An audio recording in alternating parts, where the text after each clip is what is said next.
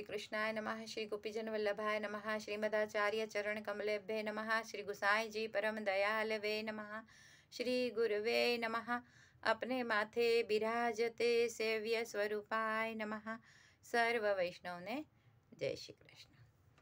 આજે આપણે હવે જોઈશું 39માં બેઠકજી, શ્રીરંગજીના બેઠકજી. તો કાવેરી નદીના કિનારે આ શ્રીરંગમ નામનું એક નાનું ગામ આવેલું છે અને એ ગામમાં શ્રીરંગ ભગવાનનું મંદિર છે. આ સ્થાનને આપણે દક્ષિણ દ્વારિકા તરીકે પણ ઓળખીએ છીએ. છોકરના વૃક્ષને નીચે મહાપ્રભુજી બિરાજેલા હતા ત્યારે આ શ્રીરંગજી ભગવાન સ્વયં ત્યાં મહાપ્રભુજીને મળવા માટે આવ્યા અને પોતાના મંદિરમાં આવવા માટેની વિનંતી કરી. ત્યારે મહાપ્રભુજી ત્યાં મંદિરમાં પધાર્યા અને ભગવાનના સ્નાન શૃંગાર બધું કર્યું, પોતે સામગ્રી સિદ્ધ કરી અને શ્રીરંગ ભગવાનને ભોગ ધર્યો. પછી ત્યાંના માયાવાદીઓ જે પંડિતો હતા એ બધા પંડિતો પાછા ત્યાં શાસ્ત્ર ચર્ચા કરવા આવ્યા. ત્યારે મહાપ્રભુજીએ ફરી એ બધા સાથે ચર્ચા કરી અને બધા જ પરાજિત થઈ ગયા. ત્યાર પછીના 40માં બેઠકજી શ્રી વિષ્ણુકાંચીના બેઠકજી. અહીંયા જે મંદિર છે એ વરદરાજ ભગવાનનું મંદિર છે અને એ મંદિરમાં જવા માટે જે પગથિયા હતા એ પગથિયા પર ભક્ત કવિ જયદેવલાલજી કરીને છે, એમની ગીત ગોવિંદની અષ્ટપદીઓ ત્યાં પગથિયા ઉપર લખેલી હતી. તો ભગવાનનું નામ જેટલું શ્રેષ્ઠ છે એટલું જ ભગવાનનું મહત્વ છે. એટલે ભગવાનનું નામ અને ભગવાન બંને સમાન છે, એમાં જરાય કોઈ ભેદ નથી. તો હવે આ અષ્ટપદીઓ પર પગ કેવી રીતે મુકાય? એટલે મહાપ્રભુજીએ ત્યાં નીચેથી જ પ્રણામ કર્યા. ત્યાં તો સ્વયં વરદરાજ ભગવાન ત્યાં નીચે પધાર્યા અને કહ્યું કે આપ ઉપર મંદિરમાં પધારો. મહાપ્રભુજીએ કહ્યું કે અહીંયા તો આ પ્રભુનું નામ લખેલું છે, એના ઉપર તો ચરણ ન મુકાય. ત્યારે વરદરાજ ભગવાને કહ્યું આપ ચિંતા ન કરો, કાલ સવાર સુધી આ બધું જ અહીંથી તિરોહિત થઈ જશે.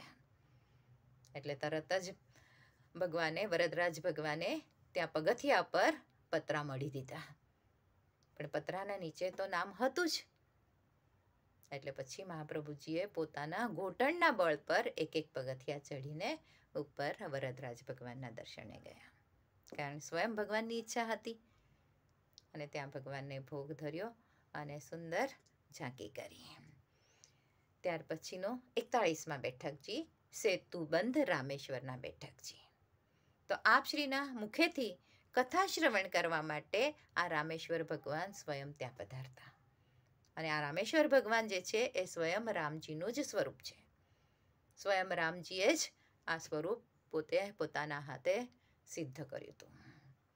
કેમ કે અહીંથી લંકા સીતાજીને પાછા લાવવા માટે, લંકા જવા માટે ત્યાં સેતુ જે બનાવ્યો હતો ત્યારે આ સ્વરૂપની ત્યાં સ્થાપના કરી હતી. અને બધા સેવકોને રામચંદ્રજીનું સુંદર ચરિત્ર બધાને કહી સંભળાવ્યું. આ રીતે સેતુબંધ જે છે એ રામેશ્વરનું જ એક સ્વરૂપ છે, રામજીનું જ સ્વરૂપ છે. ત્યાર પછીના 42માં બેઠકજી મલયાચલ પર્વત પરના બેઠકજી. મલયાચલ પર્વતનું ચંદન બહુ જ ઉત્તમ ગણાય છે અને ત્યાં હેમગોપાલ પ્રભુનું મંદિર છે. તો આ હેમગોપાલ પ્રભુને મહાપ્રભુજીએ સ્વયં પોતાના હાથે ચંદન સમર્પિત થયું. ઘણા બધા મુનિઓ અનેક વર્ષોથી ત્યાં તપ કરે છે. ઇન્દ્રદેવ પણ હેમગોપાલ પ્રભુની આજ્ઞા લઈને અને અહીંયા મહાપ્રભુજીને મળવા આવ્યા હતા.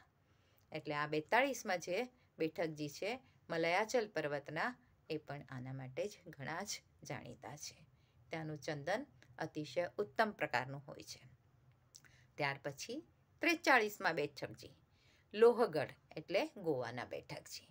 તો કૃષ્ણદાસ મેઘને આપશ્રીને જલાશયની માહિતી આપી કે પર્વતના ઉપર એક તળાવ છે, કારણ ત્યાં જ્યારે પધાર્યા ત્યારે આજુબાજુ કોઈ જગ્યાએ જલ દેખાયું નહીં.